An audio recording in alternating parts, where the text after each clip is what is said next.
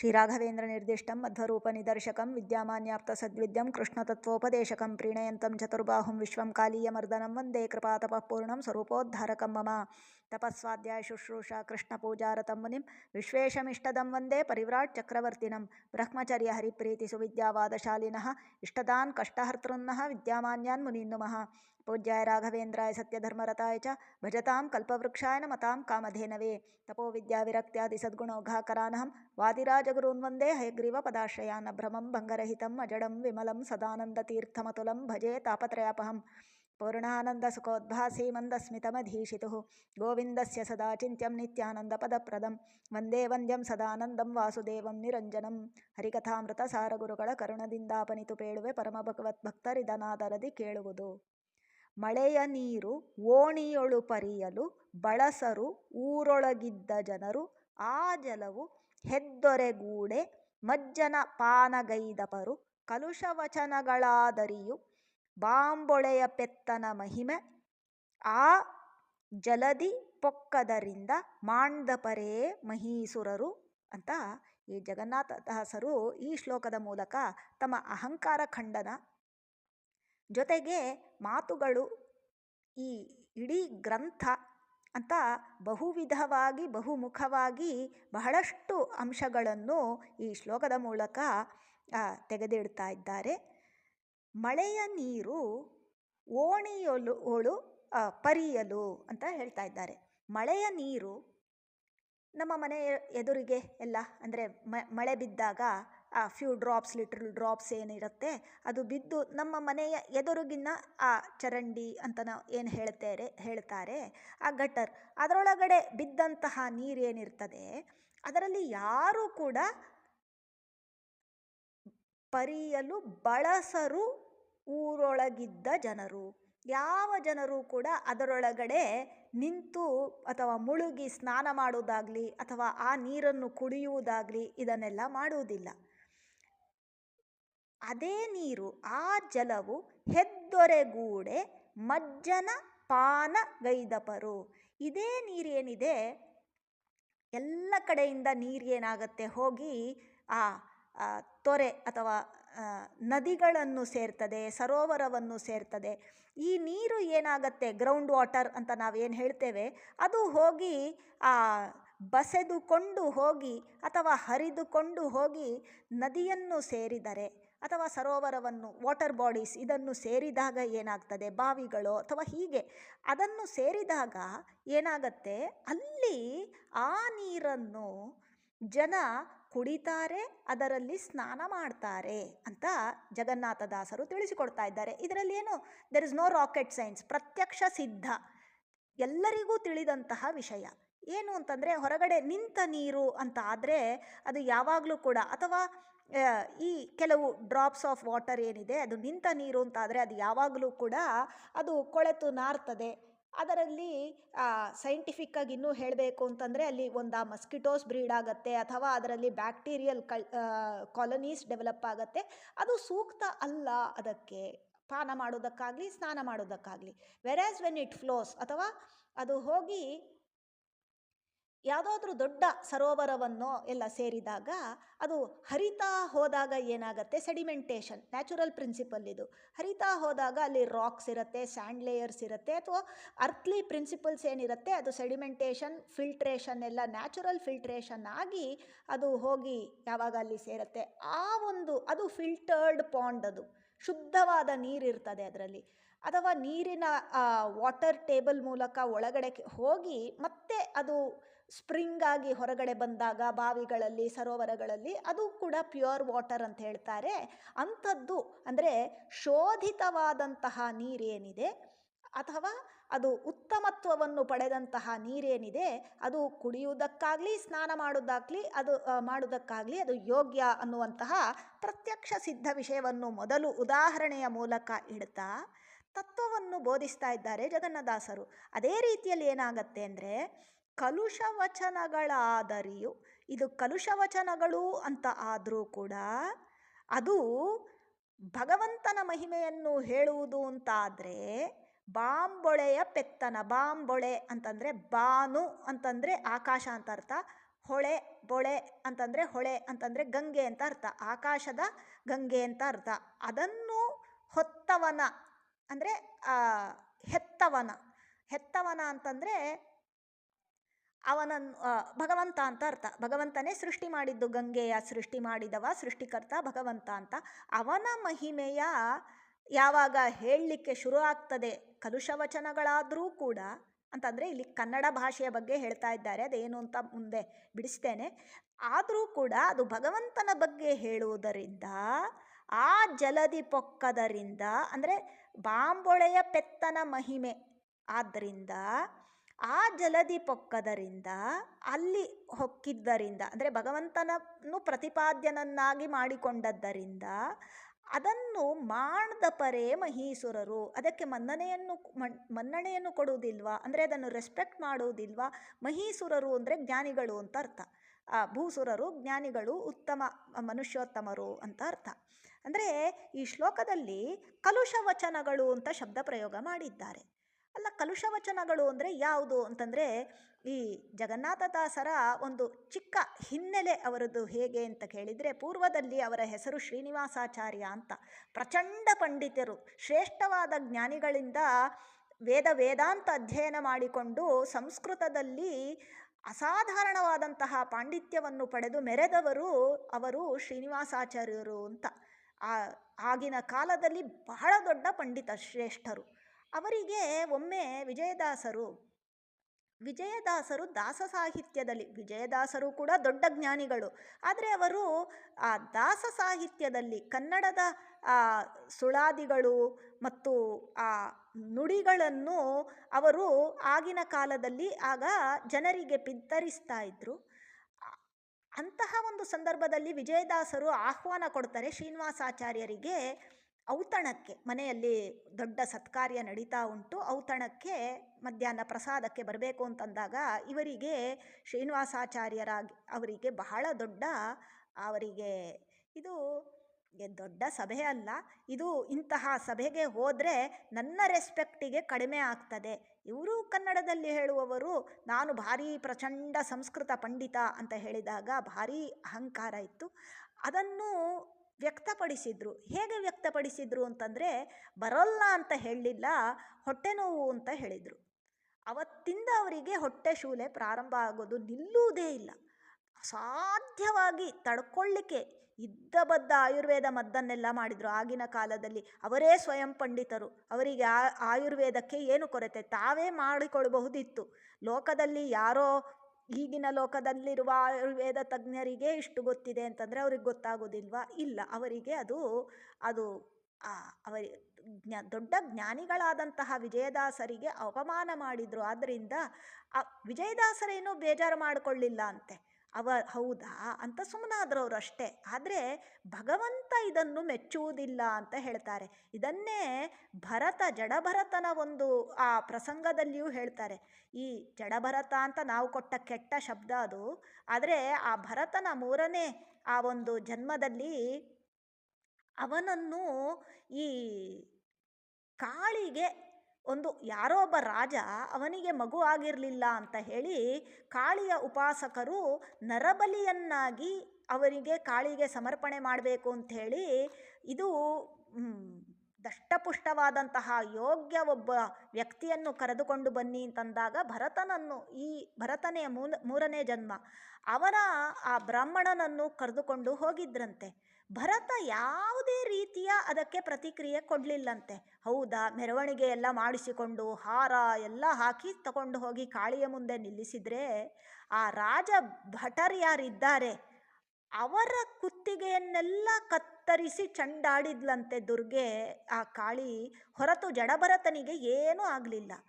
ಇದು ನಮಗೆ ದಿಕ್ಸೂಚಿ. ನಾವು ದೊಡ್ಡವರಿಗೆ ಅಪಮಾನ ಮಾಡಲಿಕ್ಕೆ ಅಂತ ಹೋದರೆ ಅದು ನಮ್ಮಲ್ಲಿಯೇ ಅದು ಪರ್ಯವಸಾನ ಆಗತ್ತೆ, ಹೊರತು ದೊಡ್ಡವರಿಗೆ ಏನೂ ಆಗೋದಿಲ್ಲ. ನಮ್ಮ ಅಜ್ಜ ಹೇಳ್ತಾ ಇದ್ರು, ಚಂದ್ರನ ಮುಖಕ್ಕೆ ಉಗಿದ್ರೆ ಆ ಉಗುಳು ನಮ್ಮ ಮೇಲೆ ಬೀಳ್ತದೆ ಹೊರತು ಎತ್ತರದಲ್ಲಿರುವಂತಹ ಚಂದ್ರನಿಗೆ ಏನೂ ಆಗುವುದಿಲ್ಲ ಅಂತ. ಹಾಗಾಗಿ ಇದು ಕೂಡ ನಮಗೆ ತುಂಬ ನಾವು ನೆನಪಿನಲ್ಲಿಟ್ಟುಕೊಳ್ಬೇಕು. ನಮಗೇನೋ ಒಂದಿಷ್ಟು 4 ಅಕ್ಷರ ಬರ್ತದೆ ಅಂತ ಹೇಳಿ ಮತ್ತೊಬ್ಬರನ್ನು ನಿಂದಿಸುವುದು ಅಥವಾ ದೂಷಿಸುವ ಅಧಿಕಾರ ನಮಗಿಲ್ಲ. ನಾವು ಅಂಥವರನ್ನು ಪ್ರೋತ್ಸಾಹ ಕೊಡಬೇಕು. ನಾವು ಅದನ್ನೇ ಹೇಳ್ತಾ ಇದ್ದಾರೆ, ಪ್ರೋತ್ಸಾಹ ಮಾಡಬೇಕು. ನಮಗೆ ಏನೋ ಒಂದು ನಮಗೆ ತಿಳಿದಿದೆ ಅಂತಂದರೆ ಅವನಿಗೇನು ಗೊತ್ತಿಲ್ಲ ಅಂತ ಹೇಳುವಂಥದ್ದಲ್ಲ. ಚಿಕ್ಕ ಮಗು ಆದರೂ ಕೂಡ ಅವರ ಬಾಯಲ್ಲಿ ನಮಗೆ ಆ ಮಾತುಗಳನ್ನು ತರಿಸುವ ಒಂದು ಚಾಕಚಕ್ಯತೆ ನಮಗೆ ಗೊತ್ತಿರಬೇಕು ಅಂತ. ಹಾಗಾಗಿ ಹೇಳ್ತಾ ಇದ್ದಾರೆ, ತಮ್ಮ ನಡೆದ ಘಟನೆಯನ್ನು ಅಹಂಕಾರ ಖಂಡನೆಗೆ ಉಪಯೋಗಿಸ್ತಾ ಇದ್ದಾರೆ. ನಾವು ಜಗನ್ನಾಥದಾಸರೇ ಹಾಗೆ ಮಾಡಿದ್ರು, ನಾವು ಹಾಗೆ ಅಂತ ಅಲ್ಲ. ಜಗನ್ನಾಥದಾಸರು ದಿಕ್ಸೂಚಿ. ಅವರೆಲ್ಲ ದಾಸಶ್ರೇಷ್ಠರು ಭಗವಂತನ ಒಂದು ಸಂಕಲ್ಪಕ್ಕೆ ಅನುಗುಣವಾಗಿ ನಡೆಯುವಂಥದ್ದು. ವಿಜಯದಾಸರಿಗೆ ಪುನಃ ದಾಸರು ಆಗದಂತಹ ವ್ಯಥೆಯನ್ನು ಎಲ್ಲ ಕಡೆ ಹೋಗಿ ಬರ್ತಾರೆ. ಒಂದು ಕಡೆ ಅವರಿಗೆ ಸೂಚನೆ ಆಗ್ತದೆ, ಎಲ್ಲಿ ಬಿದ್ದಿದ್ದೀಯೋ ಅಲ್ಲಿಯೇ ಕೈ ಊರಿ ಮೇಲೇಳು ಅಂತ. ಇದು ಸೂಚನೆ ಗೊತ್ತಾಗ್ತದೆ. ವಾಪಸ್ ಅವರು ಆ ವಿಜಯದಾಸರ ಹತ್ರನೇ ಹೋಗ್ತಾರೆ. ನಮಗೆ ಏನು ಇದಕ್ಕೆ ಗುಣ ಮಾಡಿಕೊಡಿ, ನನ್ನದು ತಪ್ಪಾಯಿತು ಅಂತ ಹೇಳಿದಾಗ ವಿಜಯದಾಸರ ಕಾರುಣ್ಯ, ದೊಡ್ಡವರು ಹೇಗಿರ್ತಾರೆ ಅಂತ, ಅವರ ಕಾರುಣ್ಯ ಅವರು ತಮ್ಮ ಶಿಷ್ಯರಾದಂತಹ ಗೋಪಾಲದಾಸರ ಹತ್ರ ಕಳಿಸಿಕೊಡ್ತಾರೆ. ಈ ವಿಜಯದಾಸರು ಬಹಳ ದೊಡ್ಡ ಜ್ಞಾನಿಗಳು, ನಮಗೆ ಗೊತ್ತು. ಭೃಗುವಿನ ಅಂಶ ಅಂತ ಐತಿಹ್ಯ ಇದೆ. ಗೋಪಾಲದಾಸರ ಬಗ್ಗೆಯೂ ಕೂಡ ಗಣಪತಿಯ ಅಂಶ ಅಂತ ಹೇಳಿ ಐತಿಹ್ಯ ಉಂಟು. ಹಾಗಾಗಿ ಗೋಪಾಲದಾಸರ ಹತ್ರ ಕಳಿಸಿಕೊಡ್ತಾರೆ. ಆಗ ಗೋಪಾಲದಾಸರು ಉಪದೇಶ ಮಾಡಿ ಆಯುಷ್ಯವನ್ನು, ಅವರದ್ದು ಆಯುಷ್ಯ ಅಲ್ಲಿಗೆ ನಿಂತಿರ್ತದೆ ನಿಜವಾಗಿ ಜಗನ್ನಾಥದಾಸರದ್ದು. ಆದರೆ ಅದನ್ನು ಹೆಚ್ಚಿಸಿಕೊಡ್ತಾರೆ, ಎಕ್ಸ್ಟ್ರಾ 40 ವರ್ಷ ಹೆಚ್ಚಿಸಿಕೊಡ್ತಾರೆ ಅಂತ ಐತಿಹ್ಯ ಉಂಟು. ಆಮೇಲೆ ಅಪ್ಪಣೆ ಮಾಡ್ತಾರೆ, ಇಂತಹ ಕನ್ನಡದ ದೊಡ್ಡ ಕೃತಿ ನಿಮ್ಮಿಂದ ಆಗಬೇಕಾಗಿದೆ ಅಂತ ಹೇಳಿದಾಗ ಗೋಪಾಲದಾಸರ ಮಾರ್ಗದರ್ಶನದಲ್ಲಿ ತಮ್ಮ ಅಹಂಕಾರವನ್ನು ಖಂಡನೆ ಮಾಡಿಕೊಳ್ತಾ, ಆದರೆ ಅದು ಅವರ ಮಟ್ಟಕ್ಕೆ ಏನೋ ಒಂದು ಚಿಕ್ಕ ಪ್ರಾರಬ್ಧ ಅಂತ ಅಷ್ಟೆ. ಈಗ ದೊಡ್ಡವರೆಲ್ಲ ಯಾಕೆ ಈ ರೀತಿ ನಡೆದು ತೋರಿಸ್ತಾರೆ ಅಂತಂದರೆ, ನಮಗೆ ಮಾರ್ಗದರ್ಶನ. ತಾಯಿ ಇದ್ದಾಳೆ, ಒಬ್ಬ ತಾಯಿ ಏನು ಮಾಡ್ತಾಳೆ ಅಂತಂದರೆ, ಮಗುವನ್ನು ಕೂಡಿಸಿಕೊಂಡು ಬೆಂಕಿ ಇರುತ್ತೆ, ತಾಯಿ ಅಡುಗೆ ಮಾಡ್ತಾ ಇರುವಾಗ ಬೆಂಕಿಯನ್ನು ತೋರಿಸಿ ಅದನ್ನು ಹೀಗೆ ಮುಟ್ಟಿ ಹಾ ಅಂತ ಹೇಳ್ತಾರೆ. ಆಗ ಮಗು ಎಚ್ಚೆತ್ತುಕೊಳ್ಳುತ್ತೆ, ಇದು ತಾಪ ಇದೆ ಇದರಲ್ಲಿ, ಇದನ್ನು ಮುಟ್ಟಿದರೆ ನಾವು ಸುಟ್ಟು ಉರಿತೇವೆ ಅಂತ. ಹಾಗಾಗಿ ಅದೇ ರೀತಿಯಲ್ಲಿ ಜ್ಞಾನಿಗಳು ನಮಗೆ ಈ ರೀತಿ ಎಲ್ಲರ ಮನೆಗೂ ಬಂದು ಉಪದೇಶ ಮಾಡ್ತಾ ಕೂತ್ಕೊಳ್ಳೋಕ್ಕೆ ಆಗುತ್ತಾ? ಇಲ್ಲ. ಜ್ಞಾನಿಗಳು ನಡೆದು ತೋರಿಸ್ತಾರೆ, ನುಡಿದು ನಡೆದು ಎರಡೂ ರೀತಿಯಲ್ಲಿ ತೋರಿಸ್ತಾರೆ ಜ್ಞಾನಿಗಳು. ನಾವು ಹೇಗೆ ಇರಬೇಕು ಅನ್ನೋದಕ್ಕೆ ಮಾರ್ಗದರ್ಶನ. ಇನ್ನೊಂದು ಮಾರ್ಗದರ್ಶನ ಇಲ್ಲಿ, ಒಂದು ಅಹಂಕಾರ ಖಂಡನ ಅಂತ ಆದರೆ, ಇದು ದೊಡ್ಡ ದೊಡ್ಡ ಜ್ಞಾನಿಗಳ ಅವರು ತಮ್ಮ ಆ ಹಂಬಲ್ ನೇಚರನ್ನು ಅಥವಾ ಭಗವಂತನ ಬಗ್ಗೆ ಅಥವಾ ಹಿರಿಯರ ಬಗ್ಗೆ ಇರುವಂತಹ ತಮ್ಮ ಶರಣಾಗತಿ ಅನ್ನುವಂಥದ್ದನ್ನು ತಿಳಿಸಿಕೊಡ್ತಾರೆ, ಅಂದರೆ ಮಾರ್ಗದರ್ಶನ ಮಾಡಿಕೊಡ್ತಾರೆ. ಆದರೆ ಮೇಲ್ನೋಟದ ಅರ್ಥ ಜಗನ್ನಾಥದಾಸರು ತಮ್ಮ ಗ್ರಂಥದಲ್ಲಿ ಎಲ್ಲರೂ ಮಾಡ್ತಾರೆ ಇದನ್ನು. ನಾವು ಟೀಕಾರಾಯರ ಕೃತಿಯನ್ನು ನೋಡಿದರೆ, ನಾನು ಎಂಥದ್ದೂ ಇಲ್ಲ, ನನಗೆ ವ್ಯಾಕರಣನೇ ಗೊತ್ತಿಲ್ಲ ಅನ್ನುವ ರೀತಿಯಲ್ಲಿ ತೋರಿಸಿಕೊಡ್ತಾರೆ. ಆದರೆ ಇದು ಏನು ಅಂತಂದರೆ, ಅವರು ಮುಖ್ಯ ಪ್ರಾಣದೇವರು ಆಚಾರ್ಯ ಮಧ್ವರ ಎದುರಿಗೆ ನನ್ನದು ಎಂಥದ್ದೂ ಇಲ್ಲ ಅಂತ ಒಂದು ಅಹಂಕಾರ ಖಂಡನ. ಇನ್ನು ಉಳಿದವರಿಗೆ ಏನು ಹೇಳ್ತಾರೆ ಅಂತಂದರೆ, ತಮಗೆ ಎಲ್ಲವೂ ಗೊತ್ತು, ನೀವಿದರ ಅಧ್ಯಯನ ಮಾಡಿ ಅಂತ ತಿಳಿಸಿಕೊಡುವಂಥ ಎರಡು ಮುಖವಾಗಿ ಇರ್ತದೆ ಜ್ಞಾನಿಗಳ ಒಂದು ವರ್ತನೆ ಅಥವಾ ಶ್ಲೋಕಗಳ ರಚನೆ ಅಂತ. ಅಂದರೆ ಎರಡೂ ವಿಹಿತವಾದ್ದು, ಎರಡೂ ನಮಗೆ ಮಾರ್ಗದರ್ಶನ ಅಂತ.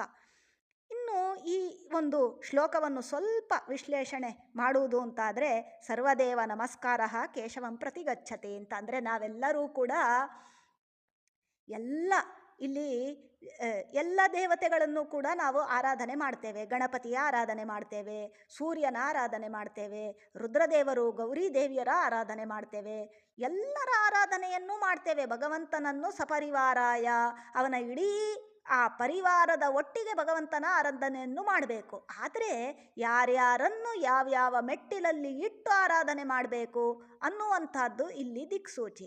ಮತ್ತೊಂದು, ಯಾವುದೇ ದೇವತೆಯ ಆರಾಧನೆ ಮಾಡಿದರೂ ಕೂಡ ನಮ್ಮ ಮೂಲ ಉದ್ದೇಶ ಅದು ಭಗವಂತ ಅಂತ. ಅಂದರೆ ಈ ದೇವತೆಯನ್ನು ನಾವು ಪೂಜಿಸುವುದು ಯಾಕೆ ಅಂತಂದರೆ ಭಗವಂತ ಪ್ರೀತನಾಗ್ತಾನೆ ಅನ್ನುವಂತಹ ಉದ್ದೇಶದಿಂದ. ಮತ್ತೂ ಕೂಡ ನಾವಿದನ್ನು ಮೊದಲೇ ನೋಡಿದ್ದೇವೆ. ಆ ದೇವತೆಯನ್ನು ಆಯಾ ಮೆಟ್ಟಿಲಲ್ಲಿ ಇಟ್ಟು ಪೂಜಿಸದೇ ಇದ್ದರೆ, ನೀನೇ ಸರ್ವೋತ್ತಮ ಅಂತ ಆ ದೇವತೆಗಳನ್ನು ಪೂಜಿಸಿದರೆ ಆ ದೇವತೆಗಳೂ ತಗೊಳ್ಳುವುದಿಲ್ಲ, ಭಗವಂತನಂತೂ ನಾವು ಕರೀಲೇ ಇಲ್ಲ ಭಗವಂತನನ್ನು. ಇದನ್ನು ಹಿಂದೆ ನೋಡಿದ್ದೇವೆ. ಹಾಗಾಗಿ ನಾವು ಚಿಕ್ಕ ದೇವತೆಗಳ ಆರಾಧನೆ ಮಾಡಿದ್ರೂ ಕೂಡ ಕಲಭಾಷ ಅಂತ ಅಂದರೆ ಚಿಕ್ಕ ದೇವತೆಗಳನ್ನು ಆರಾಧನೆ ಮಾಡಿದರೂ ಕೂಡ ಅದು ಬಾಂಬೊಳೆಯ ಪೆತ್ತನ ಮಹಿಮಾ ಅಂತಂದರೆ ಈ ಚಿಕ್ಕ ದೇವತೆಗಳ ಮೂಲಕ ಭಗವಂತ ಇವರನ್ನೂ ಆರಾಧನೆ ಮಾಡ್ತೇವೆ, ಇವರ ಅಂತರ್ಯಾಮಿಯಾದಂತಹ ನಿನಗೆ ಪ್ರೀತಿಯಾಗಲಿ ಅನ್ನುವುದಕ್ಕೋಸ್ಕರ ನಾವು ಇವರನ್ನೆಲ್ಲರನ್ನೂ ಕೂಡ ಆಯಾ ಮೆಟ್ಟಿಲಲ್ಲಿ ಇಟ್ಟು ಆರಾಧನೆ ಮಾಡ್ತೇವೆ ನಿನ್ನ ಪ್ರೀತಿಗೋಸ್ಕರ. ನಾವು ಏನು ಇವಾಗ ಗಣಪತಿ ಆರಾಧನೆ ಮಾಡಲಿ, ರುದ್ರದೇವರ ಆರಾಧನೆ ಮಾಡಲಿ, ಸೂರ್ಯನ ಆರಾಧನೆ ಮಾಡಲಿ, ಋಷಿಮುನಿಗಳ ಆರಾಧನೆ ಮಾಡಲಿ, ಎಲ್ಲರ ಆರಾಧನೆಯನ್ನು ಮಾಡಬೇಕು, ಬಿಡಬಾರ್ದು ನಾವು.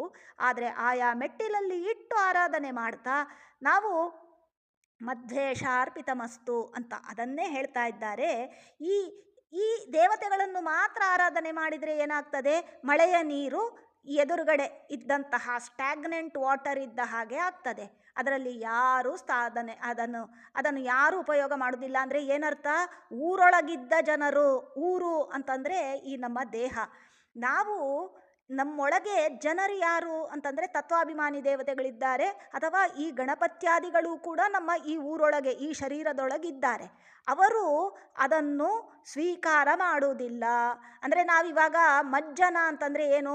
ನಾವು ಪಂಚಾಮೃತ ಅಭಿಷೇಕಾದಿಗಳನ್ನು ಮಾಡ್ತೇವೆ, ನಾವು ಷೋಡಶೋಪಚಾರವನ್ನೆಲ್ಲ ಮಾಡ್ತೇವೆ.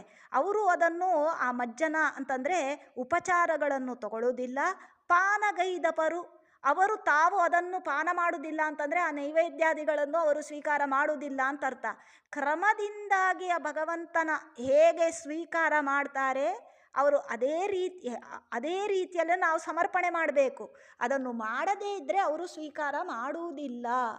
ಅಂದರೆ ನಾವು ಸುಮ್ಮನೆ ದುಡ್ಡು ಖರ್ಚು ಮಾಡಿದ್ದೇ ಆಯಿತು ವಿನಃ ದೇವತೆಗಳು ಸ್ವೀಕಾರ ಮಾಡಲಿಲ್ಲ, ಭಗವಂತನಂತೂ ದೂರತಃ. ಹಾಗಾಗಿ ಕಲುಷವಚನಗಳಾದರೆ ಇದು ಆ ಬಾಂಬೊಳೆಯ ಪೆತ್ತನ ಮಹಿಮಾ. ಅಂದರೆ ಇದು ಈ ಚಿಕ್ಕ ದೇವತೆಗಳ ಆರಾಧನೆ. ಕಲುಷ ಅಂತಂದರೆ ಬಾಲ ಅಂತ ಅರ್ಥ. ಇವರೆಲ್ಲರೂ ಭಗವಂತನ ಪರಿವಾರ ಅಂತ ನಾವು, ಬಾಲಕರು ಪರಿವಾರ ಅಂತ ನಾವು ಚಿಂತನೆ ಮಾಡಬೇಕು ಹೊರತು ಇವರೇ ಸರ್ವೋತ್ತಮ ಅಂತ ಚಿಂತನೆ ಮಾಡುವುದಲ್ಲ. ಅಂದರೆ ಈ ಪರಿವಾರತಯ ಇವರನ್ನೆಲ್ಲ ಆರಾಧನೆ ಮಾಡಿದಾಗ ಬಾಂಬೊಳೆಯ ಪೆತ್ತನ ಮಹಿಮಾ ಅಂದರೆ ಈ ಇಡೀ ಆಕಾಶ. ಬಾಂಬೊಳೆ ಅಂತಂದರೆ ಪ್ರಸ್ತುತ ಗಣೇಶನನ್ನೇ ಇಟ್ಟುಕೊಳ್ಳುವುದು ಅಂತಾದರೆ, ಬಾನು ಅಂದರೆ ಆಕಾಶ. ಆಕಾಶಕ್ಕೆ ಅಭಿಮಾನಿಯಾದಂತಹ ಆ ಗಣಪತಿ, ಆ ಗಣಪತಿಯ ಹೆತ್ತವನ ಮಹಿಮೆ ಅಂದರೆ ಪೆತ್ತನ ಮಹಿಮೆ ಅಂತ ಶಬ್ದ ಇದೆ ಇಲ್ಲಿ. ನಾನು ಒಂದು ಎಕ್ಸಾಂಪಲ್ ತಗೊಳ್ತಾ ಇದ್ದೇನೆ ಗಣಪತಿ ಅಂತಷ್ಟೇ.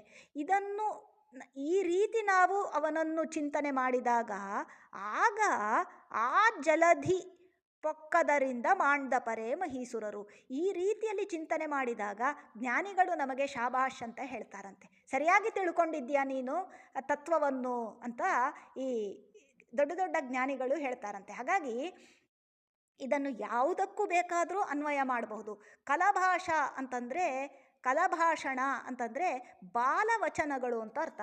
ಅಲ್ಲ, ಜಗನ್ನಾಥದಾಸರೇ ಆಗಲಿ ಇಲ್ಲಿ ಯಾಕೆ ಕಲಭಾಷಣ ಅಂತ ಹೇಳಿದ್ರು ಅಂತ ಕೇಳಿದರೆ 3 ಅಂಶಗಳಿದ್ದಾವೆ ಇದರಲ್ಲಿ. ಒಂದು, ಕನ್ನಡದ ಗ್ರಂಥ. ಸಂಸ್ಕೃತ ಅನ್ನುವಂಥದ್ದು ದೇವಭಾಷೆ. ಆ ಜ್ಞಾನಿಗಳಿಗೆ ಕನ್ನಡ ಅಂದರೆ ಅದು ಏನು ಅಷ್ಟು ದೊಡ್ಡ ಸ್ವಾರಸ್ಯ ಅಂತ ಇಲ್ಲ ಅಂತ ಹೇಳ್ತಾರೆ. ಕನ್ನಡ ಭಾಷೆ ಮೊದಲನೆಯ ಒಂದು ವಿಷಯ.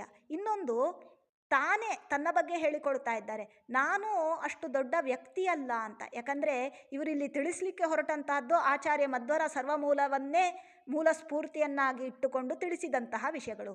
ಹಾಗಾಗಿ ಇದನ್ನೆಲ್ಲ ತಿಳಿಸ್ಲಿಕ್ಕೆ ಯೋಗ್ಯರಾದವರು ಆಚಾರ್ಯ ಮಧ್ವರು. ಆದರೂ ಕೂಡ ನನ್ನದು ಕರ್ತವ್ಯ ಅಂತ ನಾನು ತಿಳಿಸ್ತಾ ಇದ್ದೇನೆ ಅಂತ ಎರಡನೇದ್ದಾಗಿ ಸಂಕೋಚ ಮಾಡ್ತಾ ಇದ್ದಾರೆ. ಇನ್ನೊಂದು, ಮೂರನೇದ್ದು ಏನು ಅಂತಂದರೆ ಈಗ ಏನೇ ಒಂದು ವಿಷಯ ಆಗಲಿ, ಭಗವಂತ ಅನಂತ. ಆ ಅನಂತವನ್ನು ತಿಳಿಸುವಂತಹ ವೇದಗಳು ಕೂಡ ಅನಂತ. ಅದರಿಂದ ಹೆಕ್ಕಿಕೊಟ್ಟಂತಹದ್ದು ನಮಗೆ ಆ ತತ್ವನಿರ್ಣಾಯಕವಾದಂತಹ ಆ ವೇದವ್ಯಾಸರ ಸೂತ್ರಗಳು. ಅದರಿಂದಲೂ ಕೂಡ ನಮ್ಮ ಯೋಗ್ಯತೆಗೆ ತಕ್ಕ ಹಾಗೆ ನಮಗೆ ಇಲ್ಲಿ ಇಳಿಸಿದಂಥವರು ಆಚಾರ್ಯ ಮತವರು. ಅಲ್ಲಿಂದ ಆಗಿ ಬರ್ತಾ ಉಂಟು. ಇನ್ನು ಒಂದು ಇಷ್ಟು ಪುಟ್ಟ ಗ್ರಂಥ, 32 ಸಂಧಿಗಳ ಒಂದು ಗ್ರಂಥದಲ್ಲಿ ಎಷ್ಟು ಮಹಾ ವಿಷಯಗಳನ್ನು ತುಂಬಿಸಲಿಕ್ಕೆ ಸಾಧ್ಯ? ಅದಕ್ಕೆ ಒಂದಿಷ್ಟು ಲಿಮಿಟೇಷನ್ ಅಂತ ಉಂಟಲ್ಲ, ಇಷ್ಟು ಪುಟಗಳು ಅಂತ ಉಂಟು. ಅಲ್ಲಿ ಎಷ್ಟು ಮಹಾ ನಾನು ತುಂಬಿಸಲಿಕ್ಕೆ ಸಾಧ್ಯ ಅಂತ ಈ 3 ದೃಷ್ಟಿಗಳಿಂದ ಇದನ್ನು ಕಲುಷವಚನಗಳು ಅಂತ ಜಗನ್ನಾಥದಾಸರು ಹೇಳ್ತಾ ಇದ್ದಾರೆ ಹೊರತು ಅವರ ಜ್ಞಾನ ಅಪಾರ ಅಂತ ನಾವು ಇಲ್ಲಿ ತಿಳಿದುಕೊಳ್ಬೇಕು. ಇನ್ನು ಕೆಲವು ವಿಷಯಗಳಿದ್ದಾವೆ. ಈಗ ಕಲುಷವಚನಗಳು ಹೌದು, ಆದರೆ ಅಥವಾ ಕಲುಷ ಅಂದರೆ ಬಾಲವಚನಗಳು ಅಂತ ಇಟ್ಕೊಳ್ಳೋಣ. ಅಂದರೆ ಕಲುಷ ಅಂದರೆ ಕೆಟ್ಟದ್ದು ಅಂತ ಅರ್ಥ ಅಲ್ಲ, ಲಿಮಿಟೆಡ್ ಅಂತ ಅರ್ಥ. ಇದನ್ನಾಗಲಿ ನಾವು ಯಾಕೆ ಸ್ವೀಕಾರ ಮಾಡಬೇಕು ಅಂತಂದರೆ ಇದರಲ್ಲಿ ಬಹಳ ಅಂಶಗಳಿದ್ದಾವೆ. ಈಗ ಇದನ್ನು ತುಂಬ ಎಳೆಯ ಮಕ್ಕಳಿಗೆ ಅರ್ಥವಾಗುವಂತೆ ಕೊಟ್ಟವರು ಪೂಜ್ಯ ವಿದ್ಯಾಮಾನ್ಯ ತೀರ್ಥರು. ವಿದ್ಯಾಮಾನ್ಯ ತೀರ್ಥರಿಂದ ಉಪಕೃತರಾದವರ ಅನಂತ ಉಪಕೃತರಾದಂತಹ ಬಹಳಷ್ಟು ಮಂದಿಗಳಲ್ಲಿ ಒಬ್ಬರು ನಮ್ಮ ಅಜ್ಜ ಅಂತ.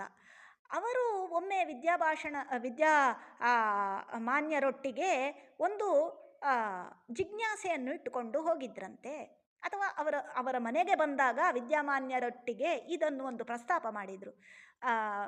ಏನಂತಂದರೆ ವಿಷಯ ಅಲ್ಲ, ಸಣ್ಣ ಮಕ್ಕಳಿರ್ತಾರೆ, ಅಥವಾ ಅಜ್ಞಾನಿಗಳು ಇರ್ತಾರೆ, ಅಥವಾ ಇನ್ನೂ ವಿವೇಕ ಹೆಚ್ಚು ಇಲ್ಲದವರಿರ್ತಾರೆ. ಇವರಿಗೆಲ್ಲ ಮಂತ್ರೋಪದೇಶವನ್ನು ನಾವು ಮಾಡಿದರೆ ಅವರು ಅವರ ಮಾನಸಿಕ ಸ್ಥಿತಿ ಅವರದ್ದು ಉತ್ತಮವಾಗಿರೋದಿಲ್ಲ, ಅಥವಾ ಅವರ ಪ್ರೊನೌನ್ಸಿಯೇಷನ್ ಏನಿದೆ ಅದಷ್ಟು ಉತ್ತಮವಾಗಿರೋದಿಲ್ಲ, ಅಥವಾ ಮನಸ್ಸು ಸ್ಥಿರವಾಗಿರೋದಿಲ್ಲ, ಅಥವಾ ಅನುಸಂಧಾನ ಗಟ್ಟಿ ಇರೋದಿಲ್ಲ. ಶಾಸ್ತ್ರದಲ್ಲಿ ಒಂದು ಅಕ್ಷರ ಸ್ವರ ತಪ್ಪಿದ್ರೂ ಕೂಡ ಅದರಲ್ಲಿ ವಿಪರೀತವಾದಂತಹ ಒಂದು ಫಲ ಬರ್ತದೆ ಅಂತ ಹೇಳ್ತಾರೆ. ಹಾಗಾದರೆ ಹೇಳ್ಕೊಳ್ಬೇಕಾ, ಪ್ರಬುದ್ಧತೆ ಬರುವವರೆಗೆ ಹೇಳ್ಕೊಳ್ಬಾರ್ದಾ ಅಂತ ಒಂದು ಪ್ರಶ್ನೆಯನ್ನು ಪೂಜ್ಯ ವಿದ್ಯಾಮಾನ್ಯರಲ್ಲಿ ನಮ್ಮ ಅಜ್ಜ ಪ್ರಸ್ತಾಪ ಮಾಡಿದ್ರಂತೆ. ಆಗ ಅತ್ಯಂತ ಸುಲಲಿತವಾಗಿ ಪೂಜ್ಯ ವಿದ್ಯಾಮಾನ್ಯರು ಇದಕ್ಕೆ ಉತ್ತರವನ್ನು ಬಿಡಿಸಿದ್ರಂತೆ. ಅವರ ಮನೆಯ ವಿಷಯವನ್ನೇ, ನಮ್ಮ ಅಜ್ಜನ ಮನೆಯ ವಿಷಯವನ್ನೇ ಒಂದು ಎತ್ತಿಕೊಂಡು ಅತ್ಯಂತ ಲೌಕಿಕವಾದಂತಹ ಉದಾಹರಣೆಯ ಮೂಲಕ ಅದನ್ನು ಅವರು ವಿವರಿಸ್ತಾ ಇದ್ರು ಅಂತ ನಮ್ಮ ಅಜ್ಜ ನಮಗೆ ತಿಳಿಸ್ತಾ ಇದ್ರು. ಏನದು ಅಂತ ಹೇಳಿದರೆ, ಕಲಭಾಷೆ ಅಲ್ವಾ, ಕಲಭಾಷಣ ಅಂದರೆ ಬಾಲಭಾಷಣ ಅಂತ ಅರ್ಥ. ಬಾಲಕರು, ಮಕ್ಕಳ ನುಡಿ ಅಂತ ಅರ್ಥ. ಈಗ ಅವರಿಗೆ ತಾಯಿ ಮಾತನ್ನು ಅವರ ಬಾಯಿಂದ ತರಿಸ್ಬೇಕೋ ತರಿಸಬಾರ್ದೋ ಅಂತ ಪ್ರಶ್ನೆ ಕೇಳಿದ್ರಂತೆ, ಮರುಪ್ರಶ್ನೆ. ಆಗ ತರಿಸಬೇಕು. ಆಗ ಬರುವಾಗ ಮಾತು ಮೊದಲು ಹೊರಡುವಾಗ ಹೇಗಿರ್ತದೆ ಅಂತ ಒಂದು ಉದಾಹರಣೆ ಹೇಳಿದ್ರಂತೆ, ವಿದ್ಯಾಮಾನ್ಯರೇ ಹೇಳಿದ್ರಂತೆ. ನಿಮ್ಮ ಮನೆಯಲ್ಲಿ ಮೊಮ್ಮಗು ಇರ್ತದಲ್ಲ, ಈ ಮಗುವು ತನ್ನ ತಾಯಿಯನ್ನು ಅಮ್ಮ ಪಾಪಿ ಅಮ್ಮ ಪಾಪಿ ಅಮ್ಮ ಪಾಪಿ ಅಂತ ಕರಿತಾ ಇರ್ತದೆ. ಆಗ ಆ ತಾಯಿ ಎದ್ದುಕೊಂಡು ಬಂದು 2 ಕಪಾಳಕ್ಕೆ ಹೊಡೆಯುವುದಿಲ್ಲ. ಯಾಕೆ ಅಂತ ಕೇಳಿದರೆ, ಆ ತಾಯಿಗೆ ಮೊದಲನೆಯ ಆನಂದ ಏನು ಅಂತಂದರೆ, ಅಮ್ಮ ಅಂತ ಹೇಳಿ ನನ್ನ ಪ್ರತಿ ಮಾತಾಡಲಿಕ್ಕೆ ಶುರು ಮಾಡಿತು ಮಗು ಅನ್ನುವುದೇ ಒಂದು ಆನಂದ ಅಂತೆ. ಇನ್ನು ಪಾಪಿ ಅನ್ನುವಂಥದ್ದು ಏನು ಅಂತಂದರೆ, ಆ ತಾಯಿಗೆ ಅರ್ಥ ಆಗ್ತದಂತೆ, ಕೆಟ್ಟ ಭಾಷೆ ಆದರೂ ಕೂಡ ಕಾಫಿ ಕೇಳ್ತಾ ಉಂಟು ಅಂತ ಆ ಮಗುವಿಗೆ ಅರ್ಥ ಆಗಿ ತಾನು ಹೋಗಿ ಆ ಮಗುವಿಗೆ ಹಾಲೋ ಏನೋ ಒಂದು ಕೊಡ್ತಾಳೆ. ಅದೇ ರೀತಿಯಲ್ಲಿ ಆ ಬಾಲಕನ ಅಂದರೆ ಆ ಮಗು ಕಲಭಾಷಣ, ಅದು ಅಸ್ಪಷ್ಟವಾಗಿ ತಾನು ಮಾತಾಡಲಿಕ್ಕೆ ಹೊರಟಿದೆ. ಆದರೆ ಆ ತಾಯಿ ಬಹಳ ಆನಂದದಿಂದ ಅದನ್ನು ಆಸ್ವಾದನೆ ಮಾಡಿ ಆ ಮಗುವಿಗೆ ಕೊಡಬೇಕಾದದ್ದಂತೂ ಇನ್ನಷ್ಟು ಹೆಚ್ಚು ಮಾತುಗಳನ್ನು ತಿಳಿಸಿಕೊಡ್ತಾಳೆ. ಹೇಗೋ ಅದೇ ರೀತಿಯಲ್ಲಿ ಸಣ್ಣ ಮಕ್ಕಳು ಉಪನಯನ ಆದ ಕೂಡಲೇ ಗಾಯತ್ರಿ ಕರ್ತವ್ಯತ್ವೇನ ಮಾಡಲೇಬೇಕು. ಆಗ ಆ ಗಾಯತ್ರಿ ಪ್ರತಿಪಾದ್ಯನಾದಂತಹ ಭಗವಂತ ಇನ್ನಷ್ಟು ಅವರಲ್ಲಿ ಜ್ಞಾನಸ್ಫುರಣೆಯನ್ನು ಮಾಡಿಸ್ತಾನೆ. ಅದೇ ರೀತಿಯಲ್ಲಿ ನಾವು ಅಧ್ಯಯನಕ್ಕೆ ತೊಡಗಿದವರು ಕೆಲವು ಸ್ವರ, ಅನುಸಂಧಾನ, ಚಿಂತನೆಗಳು ನಾವು ಎಡುವುದು ಅನ್ನೋದು ಅದು ಸಹಜ, ಅದು ನೋನ್ ಫ್ಯಾಕ್ಟ್, ಅದು ಅಂಡರ್ಸ್ಟುಡ್. ಆದರೂ ಕೂಡ ಭಗವಂತ ಆ ಶಿಕ್ಷೆ ಕೊಡುವುದಿಲ್ಲ. ಆದರೆ ಆ ಶಾಸ್ತ್ರದ ಶ್ರವಣವನ್ನಾಗಲಿ ಜ್ಞಾನಾರ್ಜನೆಯನ್ನಾಗಲಿ ಹೆಚ್ಚು ಮಾಡಿಸ್ತಾನೆ. ಪಾರಾಯಣಗಳನ್ನು ಅಧಿಕಪಡಿಸಿ ಅದನ್ನು ತಾನು ಸ್ಪಷ್ಟಪಡಿಸಿಕೊಡುವ ಒಂದು ಅನುಗ್ರಹವನ್ನು ಮಾಡ್ತಾನೆ. ಆದರೆ ಇದೇ ಮಗು 10 ವರ್ಷ ಆದಮೇಲೆ ಅಧಿಕ ಪ್ರಸಂಗದಿಂದ ಪಾಪಿ ಪಾಪಿ ಅಂತಂದರೆ 2 ಕಪಾಳಕ್ಕೆ ಬಿಡ್ತಾಳೆ ತಾಯಿ ಅಂತ. ಈ ರೀತಿಯಲ್ಲಿ ಆ ಭಗವಂತನ ಮಾತೃ ಹೃದಯ ಇರ್ತದೆ. ಹಾಗಾಗಿ ನಾವು ಸಾಧನೆಯ ಮಾರ್ಗದಲ್ಲಿ ಪ್ರಾರ್ಥನಾಪೂರ್ವಕವಾಗಿ ಅಹಂಕಾರವನ್ನು ಖಂಡನೆ ಮಾಡಿಕೊಂಡು ನಾವು ತಿಳಿಯುವ ಪ್ರಯತ್ನವನ್ನು ಮಾಡಬೇಕು. ಪಾರಾಯಣನೂ ಮಾಡಬೇಕು. ಮಾಡುವಾಗ ತಪ್ತದೆ, ಆದರೆ ಸರಿಪಡಿಸಿಕೊಂಡು ನಾವು ಮುಂದೆ ಹೋಗಬೇಕು. ಆಗ ಭಗವಂತನ ವಿಶೇಷ ಅನುಗ್ರಹ ಆಗ್ತದೆ ಅಂತ. ಇದಕ್ಕಿನ್ನೂ ಕೆಲವು ನಿದರ್ಶನಗಳಿದ್ದಾವೆ. ಕುಂತಿ, ಮಹಾಜ್ಞಾನಿ ಕುಂತಿ, ಅವಳು ಭಗವಂತನ ಬಗ್ಗೆ ಆಡಿದಂತಹ ಮಾತು ಕುಂತಿ ಸ್ತುತಿ ಅಂತ ಭಾಗವತದಲ್ಲಿ ಬಹಳ ವಿಖ್ಯಾತವಾಗಿದೆ. ಇದರ ಬಗ್ಗೆ ತಿಳಿದುಕೊಳ್ಬೇಕು ಅಂದರೆ ಪೂಜ್ಯ ಪಲಿಮಾರು ಹಿರಿಯ ಮಠಾಧೀಶರು ತಮ್ಮ ಇಡೀ ಪರ್ಯಾಯದ 2 ವರ್ಷಗಳ ಕಾಲ ಈ ಕುಂತಿ ಸ್ತುತಿಯನ್ನು ನಮಗೆ ಕೊಟ್ಟಿದ್ದಾರೆ. ಅಂದರೆ ಇದು ಕಲಭಾಷೆ ಅಂತ ತಾನು ತನ್ನ ಬಗ್ಗೆ ಹೇಳಿಕೊಳ್ತಾಳೆ. ಆದರೆ ಅವರು ಅದರ ಅಭಿಪ್ರಾಯವನ್ನು 2 ವರ್ಷ ಸತತವಾಗಿ ತಿಳಿಸಿಕೊಟ್ಟಿದ್ದಾರೆ. ಅಂದರೆ ಆ ಭಾಷೆ ಅದು ಎಷ್ಟು ಎತ್ತರ ಮಟ್ಟದ್ದು ಅಂತ. ಇನ್ನು ಗೋಪಿಗೀತೆ, ಆ ಗೋಪಿಗೀತೆಯಲ್ಲಿಯೂ ಕೂಡ ಕುಂತಿ ಸ್ತುತಿಯಲ್ಲಿ ಯೋಗೇಶ್ವರ, ಕೃಷ್ಣ ಸಖ ಅಂತ ಎಲ್ಲ ಬಹಳ ಕೃಷ್ಣನ ವಿಷಯವನ್ನು ತಿಳಿಸಿದಾಗ, ಅವಳು ಸ್ತೋತ್ರ ಮಾಡಿದಾಗ ಭಗವಂತನ ಪ್ರತಿಕ್ರಿಯೆ ಹೇಗಿತ್ತು ಅಂತಂದರೆ, ಅವಳಿಂದ ತರಿಸಬೇಕಾದ್ದನ್ನೆಲ್ಲ ಹೊರಗೆ ತರಿಸಿ ಕೊನೆಯಲ್ಲಿ ತಾನು ಅವಳನ್ನು ತಿರುಗಿ ನೋಡ್ತಾನೆ. ದ್ವಾರಕೆಗೆ ಹೊರಟಂತಹ ಭಗವಂತ ತಿರುಗಿ ನೋಡಿ ಭಗವಂತ ಕುಂತಿಯ ಮಾತನ್ನು ಆಲಿಸಿ ಅನುಗ್ರಹ ಮಾಡಿದ ಅಂತ. ಅಂದರೆ ಎಂತಹ ದೊಡ್ಡ ಸ್ಥಾನ ಕುಂತಿದ್ದು ಅಂತ ನಾವು ಯೋಚನೆ ಮಾಡಬೇಕು. ಆ ಕುಂತಿಗೆ ಬಹಳ ಅನುಗ್ರಹ ಮಾಡಿದ್ದಾನೆ ಭಗವಂತ.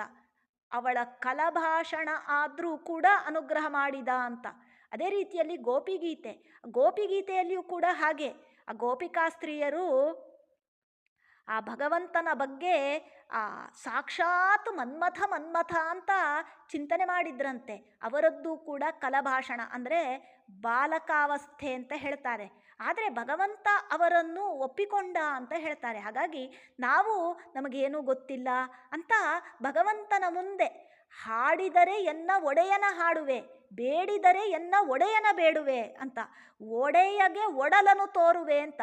ಆ ಭಗವಂತನನ್ನು ಕುರಿತು ನಾವು ಪ್ರಾರ್ಥನೆ ಮಾಡಿದಾಗ ಭಗವಂತ ಖಂಡಿತವಾಗಿಯೂ ಕೂಡ, ಯದ್ಯಪಿ ಕಲಭಾಷಣ ಆದರೂ ಕೂಡ, ಬಾಲಭಾಷೆ ಆದರೂ ಕೂಡ, ಜ್ಞಾನದ ಮೆಟ್ಟಿಲನ್ನು ಇನ್ನೂ ಏರದೇ ಇದ್ದಂತಹ ಮೊದಲಿನ ಹಂತದಲ್ಲಿದ್ದಂತಹ ನುಡಿಗಳಾದರೂ ಕೂಡ ನಾವು ಆ ನುಡಿಗಳನ್ನು ಮಾತ್ರ ಮಾಡಲೇಬೇಕು. ಆಗ ಭಗವಂತ ಖಂಡಿತವಾಗಿಯೂ ಕೂಡ ಅದಕ್ಕೆ ಸ್ಪಂದಿಸ್ತಾನೆ ಅನ್ನುವಂತಹ ಒಂದು ಭರವಸೆಯನ್ನು ಆ ಜಗನ್ನಾಥದಾಸರು ಇಲ್ಲಿ ಕೊಡ್ತಾ ಇದ್ದಾರೆ. ಇನ್ನೊಂದು ವಿಷಯ ಏನು ಅಂತಂದರೆ, ಲೋಕದಲ್ಲೆಲ್ಲ ಸಹಜವಾದ್ದು ಹರಟೆ. ಆದರೆ ಈ ಹರಟೆಯಲ್ಲಿಯೇ ಉಪಸಂಹಾರ ಆಗುವಂಥದ್ದಲ್ಲ. ನಮ್ಮ ಮನೆಗಳಲ್ಲೆಲ್ಲ ಒಂದಿಷ್ಟು ಜನರು ಸೇರಿದಾಗ ಹರಟೆ ಪ್ರಾರಂಭ ಆಗ್ತದೆ. ಆದರೆ ನಾವು ಚಾಕಚಕ್ಯತೆಯಿಂದ ಆ ಹರಟೆಯ ಮಧ್ಯದಲ್ಲಿ ಒಂದು ಭಗವಂತನ ವಿಷಯದ ಜಿಜ್ಞಾಸೆಯನ್ನು ಎತ್ತಿ ಅಲ್ಲಿ ಜನರ ಮನಸ್ಸನ್ನೆಲ್ಲ ಆ ರೀತಿಯಲ್ಲಿ ಆಕರ್ಷಣೆಯನ್ನು ಮಾಡಿ ಮತ್ತೆ ಆ ಹರಟೆ ಏನಾಗಬೇಕು, ಬಾಂಬೊಳೆಯ ಪೆತ್ತನ ಮಹಿಮೆಯಲ್ಲಿ ಹೇಳುವುದರಲ್ಲಿ ಪರ್ಯವಸಾನ ಆಗಬೇಕು ಅಂತ. ಇದು ಕೂಡ ನಮಗೆ ಜೀವನದಲ್ಲಿ ನಾವು ಎಲ್ಲವನ್ನು ತಿರುಗಿಸಿಕೊಂಡು ಭಗವಂತನ ಬಳಿಗೆ ಕರೆದುಕೊಂಡುವಂತಹ ಒಳ್ಳೆಯ ಚಮತ್ಕಾರದ ಮಾರ್ಗವನ್ನು ಜಗನ್ನಾಥದಾಸರು ಇಲ್ಲಿ ದಿಕ್ಸೂಚಿ ಮಾಡ್ತಾ ಇದ್ದಾರೆ. ಹಾಗೆ ಮಾಡಿದಾಗ ಏನಾಗತ್ತೆ, ಈ ಊರೊಳಗಿದ್ದ ಆ ಜನರು ಪ್ರಸನ್ನರಾಗ್ತಾರೆ. ನಮ್ಮ ಈ ದೇಹ ಕೊಟ್ಟಿದ್ದು ಭಗವಂತನ ಬಗ್ಗೆ ಆ ಚಿಂತನೆ ಮಾಡುವುದಕ್ಕೋಸ್ಕರ. ಹಾಗೆ ಚಿಂತನೆ ಮಾಡ್ತಾ ಮಾಡ್ತಾ ಮಾಡ್ತಾ ಯದ್ಯಪಿ ಲೌಕಿಕ ವಾದಿರಾಜರು ಒಂದು ಮಾತು ಹೇಳ್ತಾರೆ, ವೃತ್ತಿ ಯೋಗಾಭ್ಯಾಸಕ್ಕಾಗಲಿ. ನಾವು ಬೇರೆ ಬೇರೆ ವೃತ್ತಿಯನ್ನು ಜೀವನದಲ್ಲಿ ಮಾಡ್ತಾ ಇರ್ತೇವೆ. ವೃತ್ತಿ ಅಂತಂದರೆ ಕೆಲಸ ಅಂತ ಅರ್ಥ. ಅರ್ಥವನ್ನು ಸಂಗ್ರಹ ಮಾಡುವಂತಹ ಕೆಲಸ ಇರಬಹುದು, ಅದು ಏನೇ ಇರಬಹುದು. ಅದೆಲ್ಲ ಎಲ್ಲಿ ಪರ್ಯವಸಾನ ಆಗಬೇಕು ಅಂತಂದರೆ ಕೇಶವಂ ಪ್ರತಿ, ಅಂದರೆ ತತ್ವ ಯೋಗಾಭ್ಯಾಸಕ್ಕೆ ವಿನಿಮಯ ಆಗಬೇಕು. ಅರ್ಥ ಧರ್ಮ, ತತ್ವ ಯೋಗಾಭ್ಯಾಸಕ್ಕೆ ವಿನಿಮಯ ಆಗಬೇಕು. ಆಗ ಏನಾಗ್ತದೆ, ಮೋಕ್ಷ ಸಿಗ್ತದೆ ಅನ್ನುವಂಥದ್ದು ಆ ಜಗನ್ನಾಥದಾಸರು ಇಲ್ಲಿ ದಿಕ್ಸೂಚಿ ಮಾಡ್ತಾ ಇದ್ದಾರೆ. ಹಾಗಾಗಿ ಎಲ್ಲರಿಗೂ ಕೂಡ ಭಗವಂತನ ಬಗ್ಗೆ ಚಿಂತನೆ, ಮಂಥನೆ, ಶ್ರವಣ, ಮನನ, ಕೀರ್ತನ ಎಲ್ಲ ಮಾಡುವ ಆಯಾ ವ್ಯಕ್ತಿಗೆ ಇಂತಿಂಥದ್ದು ಅಂತ ತಾಕೀತು ಮಾಡಿದಂತಹ ರೀತಿಯಲ್ಲಿ ಮಾಡುವ ಒಂದು ಅಧಿಕಾರ ಇದೆ. ಆ ಅಧಿಕಾರವನ್ನು ಅಥವಾ ಯೋಗವನ್ನು ನಾವು ತಪ್ಪಿಸಿಕೊಂಡು ಹೋಗಬಾರ್ದು. ನಾವು ಅದನ್ನು ಕಡ್ಡಾಯವಾಗಿ ಎಷ್ಟು ಸಾಧ್ಯವೋ ಅಷ್ಟು ಮಾಡುವ ಪ್ರಯತ್ನವನ್ನು ಮಾಡಬೇಕು ಅಂತ ಹೇಳ್ತಾ ಈ ಶ್ಲೋಕದ ಚಿಂತನೆ ಮಂಥನೆಯನ್ನು ಪೂಜ್ಯ ಗುರುಗಳ ಅಂತರ್ಯಾಮಿ ರಾಯರ ಅಂತರ್ಯಾಮಿ ಭಾರತೀಯಣುಕ್ತ ಪ್ರಾಣಾಂತರ್ಗತ ಲಕ್ಷ್ಮೀಪತಿ ಶ್ರೀ ಗೋಪಾಲಕೃಷ್ಣ ಅಭಿನ್ನ ಲಕ್ಷ್ಮೀಪತಿ ಶ್ರೀ ವೇದವ್ಯಾಸಃ ಪ್ರಿಯತಾಂ ಸರ್ವಂ ಶ್ರೀಮಧ್ವೇಶಾರ್ಪಿತಮಸ್ತು. ಯಸ್ಸರ್ವಗುಣ ಸಂಪೂರ್ಣಃ ಸರ್ವದೋಷ ವಿವರ್ಜಿತಃ ಪ್ರಿಯತಾಂ ಪ್ರಿಯತೇವಾಲಂ ವಿಷ್ಣುರ್ಮೇ ಪರಮಸ್ಸುಹೃತ್ ಶ್ರೀಮಧ್ವೇಶಾರ್ಪಿತಮಸ್ತು.